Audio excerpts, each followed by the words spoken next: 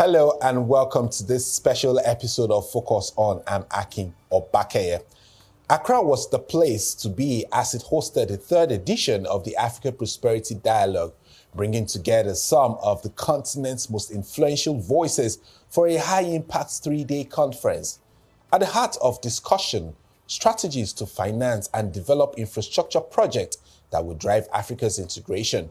Let's take you inside the event for a closer look.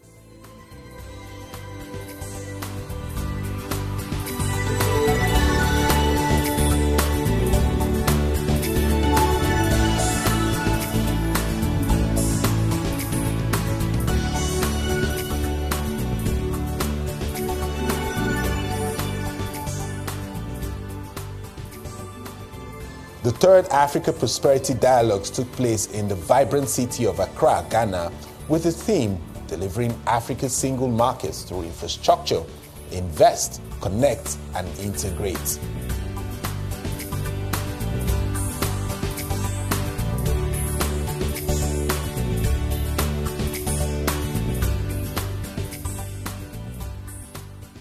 The annual dialogue series, organized by the Africa Prosperity Network and the Africa Continental Free Trade Area Secretariat, looks at driving the momentum to build the world's largest single market, Africa.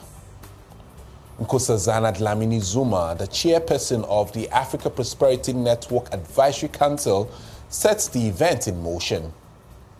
We're gathered here in Accra, a city that has long been a beacon of African Pan-African vision, testament to our resilience and our unyielding ambition.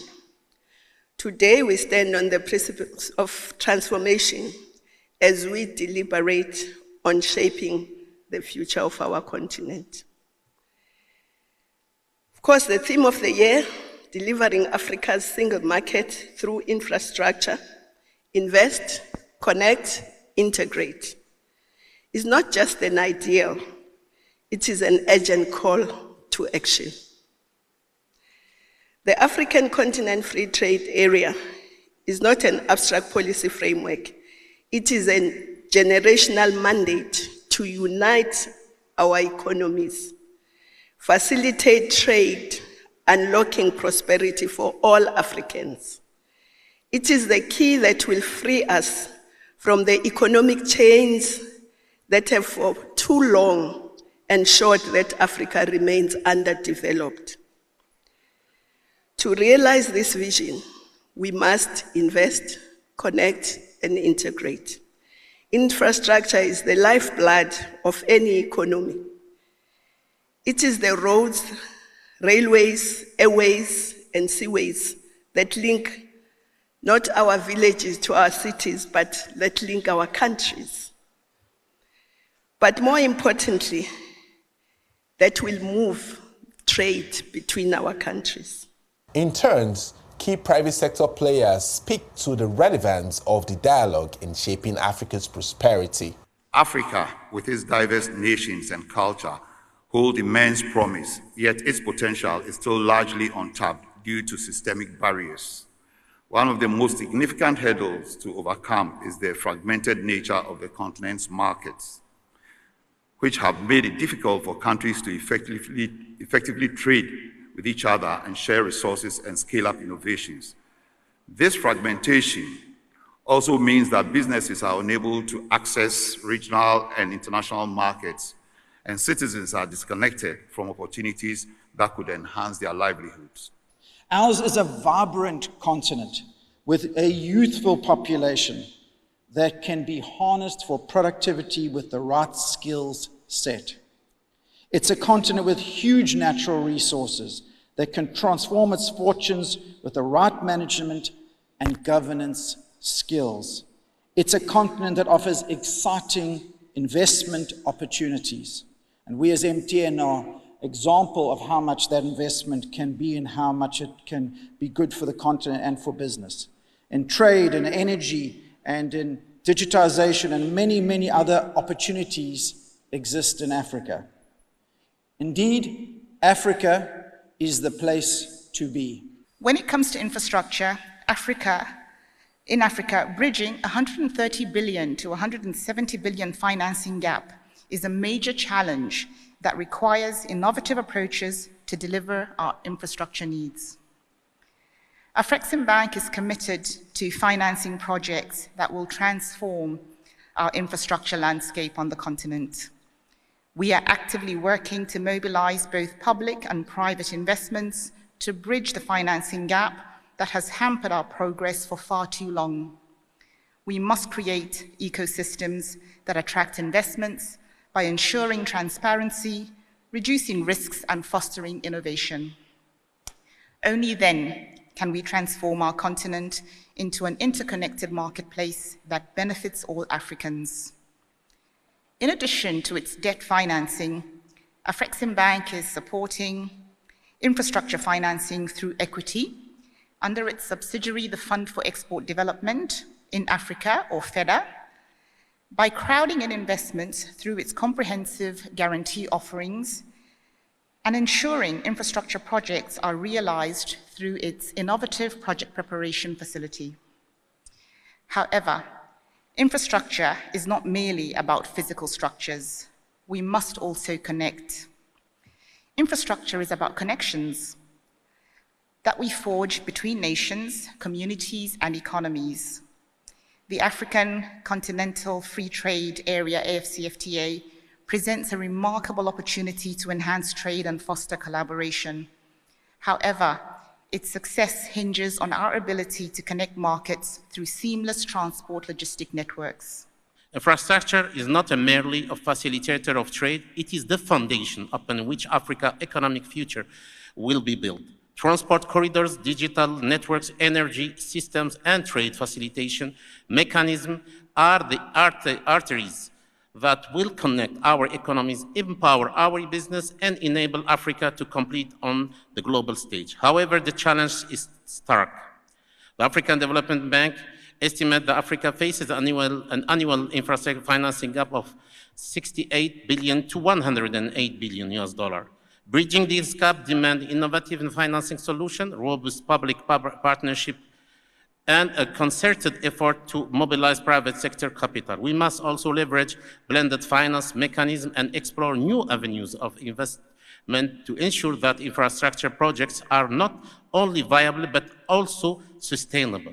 The private sector is the lifeblood of the Africa economic transformation. To unlock its full potential, we must create an enabling environment that reduces trade barriers, harmonizes regulation, and fosters policy coherence across borders. The African Union Commission is committed to work hand in hand with financial institutions, investors, and businesses to de-risk investment and accelerate the delivery of cross-border infrastructure projects.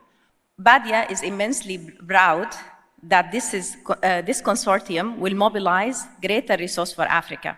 Last year, the Arab Coordination Group committed $50 billion for Africa sustainable development. We are very proud that BADEA is the first front runner with these resources to make sure that the African continent is able to leverage that resource for its development. The theme of this year's dialogue, Delivering Africa's Single Market through Infrastructure, Invest, Connect, and Integrate, perfectly aligns with our shared vision. The Africa Continental Free Trade Agreement is a game changer for us. It is also a success that we can realize, but depends on our robust infrastructure transformation. BADEA have invested more than $15 billion so far in the continent. More than 60% or 70% of that was dedicated for infrastructure.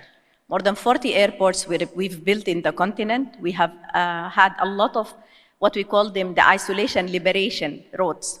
These are roads that connect the landlocked countries with ports and access to sea.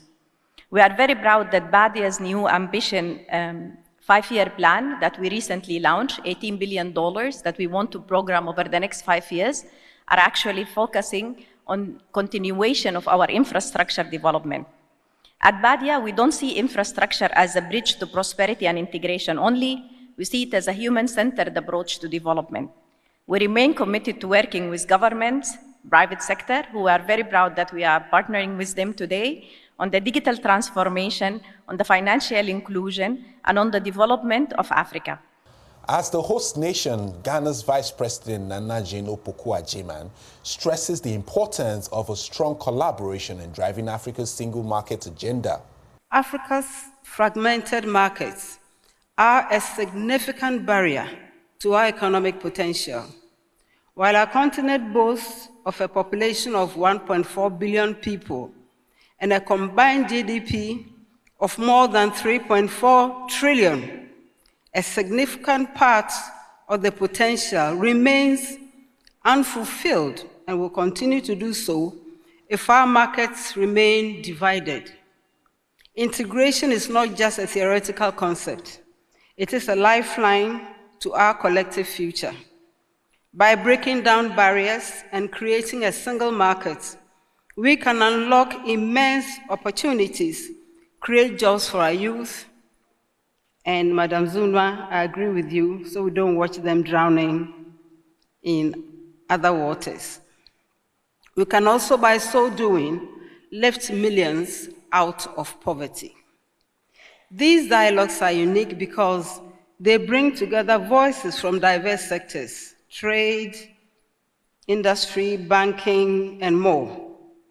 And they ensure that Africa's single market is inclusive and representative.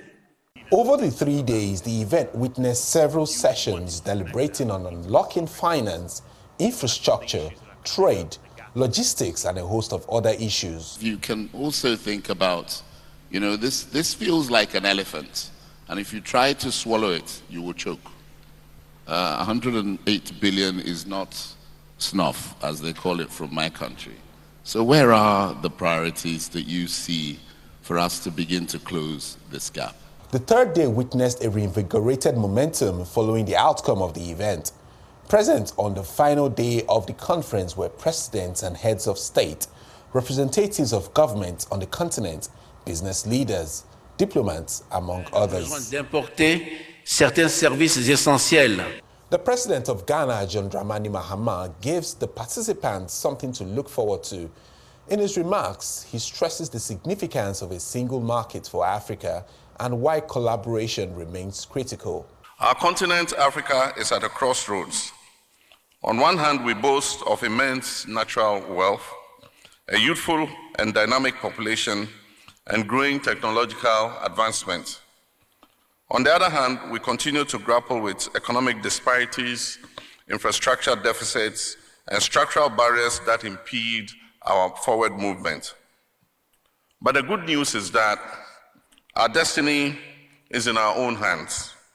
The actions that we take today through decisive leadership and strategic partnerships will define the future of this dear continent of ours.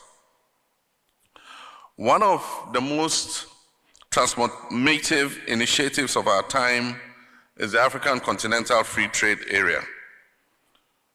It has the potential to create the largest free trade area in the world. And the African Continental Free Trade Area represents a game-changing opportunity for African businesses, entrepreneurs, and industries. However, trade liberalization in itself is not enough.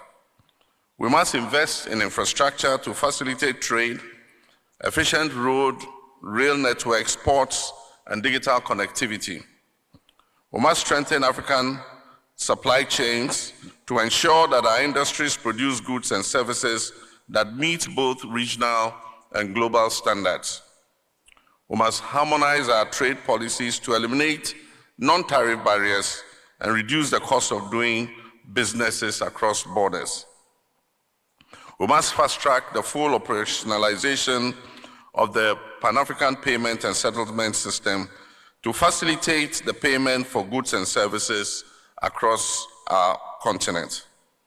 If we commit to these actions, we can unlock a $3.4 trillion market, creating jobs and prosperity for millions of Africans across this continent.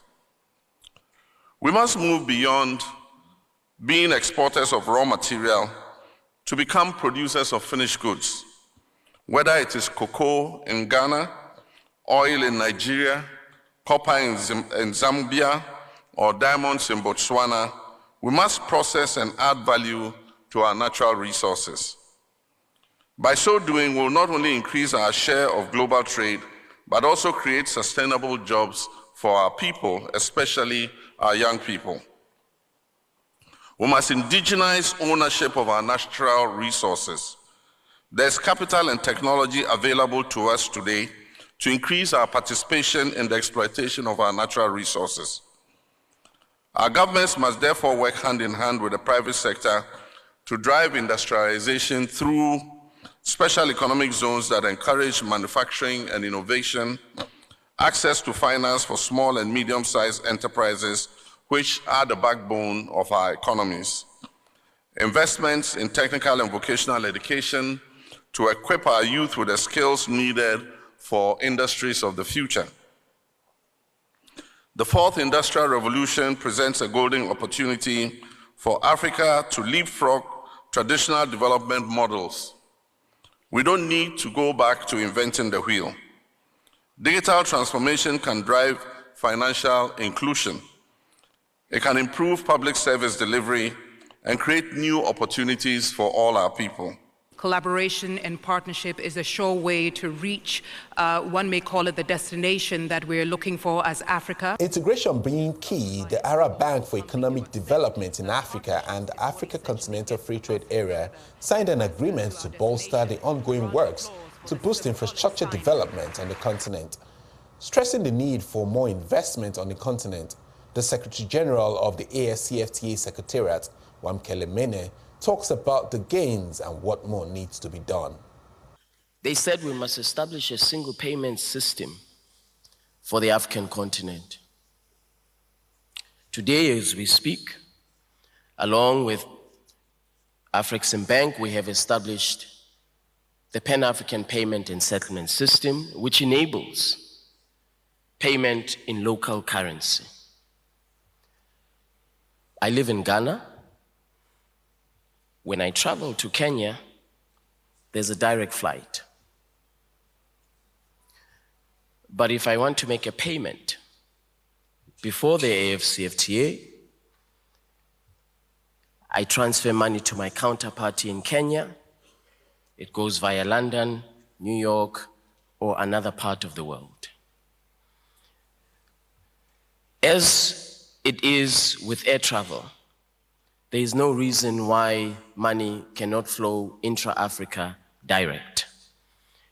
And so we are very proud that the heads of states established and endorsed the Pan-African Payment and Settlement System as a tool to boost intra-Africa trade. Today we have established the AfCFTA Adjustment Fund. We have mobilized $1 billion. We want to mobilize up to $10 billion, or even more. Again, to respond to this very specific challenge of economic differentials in Africa and equality of benefits from trade. Traversing our borders is a challenge. We must develop tools to make sure that when we traverse the leader of Parliament correctly pointed to the artificial borders. As we traverse these artificial borders, the cost to our businesses increases with every border that you cross. And so this year we are launching the AfCFTA Transit Guarantee Scheme, which will enable our trucks that move along the Abidjan-Lagos corridor to deposit one guarantee scheme to move across, even when they are moving from the ECOWAS region to another region, they will be subject to only one cost for transit guarantee. We are particularly proud of the leadership of the Assembly of Heads of States and Government, because as the African continent, we have delivered the first of its kind in the world, the Protocol on Digital Trade, which doesn't exist anywhere else. It ensures that we have digital inclusion, financial inclusion, inclusion of small, medium enterprises that are led by women and young people, so that all of us will benefit from Africa's digital economy, which is projected by the International Finance Corporation to reach $720 billion by the year 2035, the turn of the century. The event witnessed the lighting of the trade torch, a symbol and tradition organizers say reflect Africa's united agenda.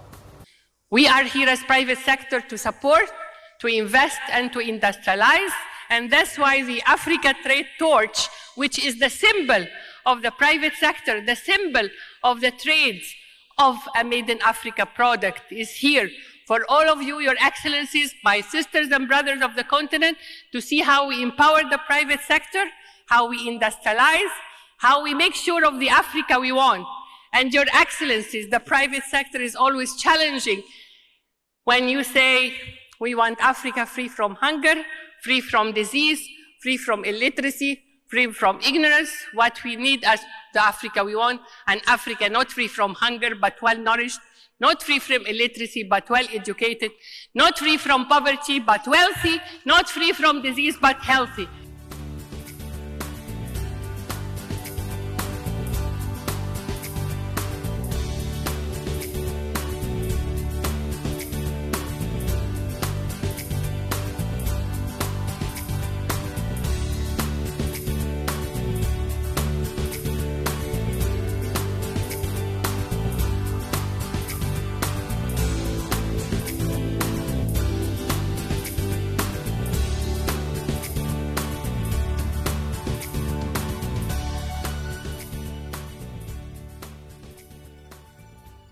The Africa Prosperity Network organized the Africa Prosperity Champions Awards and Presidential Gala Dinner, where leaders doing great things on the continent were honored. And then Chinri Hesse was honored with the Lifetime Achievement Award in Digital Technology for his impact on Africa's tech landscape. Sid Uttar, Bridget Mosepe Radebe, the founder and chairman of ABN Group, Rakesh Wahi, received the Pan-African Media Award for shaping narratives and amplifying Africa's voice globally, among other honorees. Technology is going to play an important role in the transformation of the education sector. Humanities and science are converging at a rapid rate. The number one question that parents ask when they come to our campuses is, will their children have a job after they finish university? Now, educators today are not nimble enough to transform education, and we are still teaching our children from outdated curriculum and obsolete training aids. This fundamentally needs to change. Now, with the help of the AfriExim Bank, thanks to Professor Orama and his team, some of whom are present here today, we have launched a state-of-the-art, first-of-its-kind future technology laboratory right here in Accra at Lancaster University, Ghana. This is so that technology can be at the heart of all vocations. Unless we prepare and train our youth with the right skills, we will not be able to fulfill the needs of the vast infrastructure projects being planned. Africa's youth is the biggest wealth of the continent and of the world. And based on that, BADEA is giving a priority to youth employment, and development of the capacities of the youth is at the top of the priority of the bank. And the bank, under the new 5-year plan, is allocating substantial amount of resources to support the vocational training and the skill development in the continent, to make the youth able to work and to create jobs for others.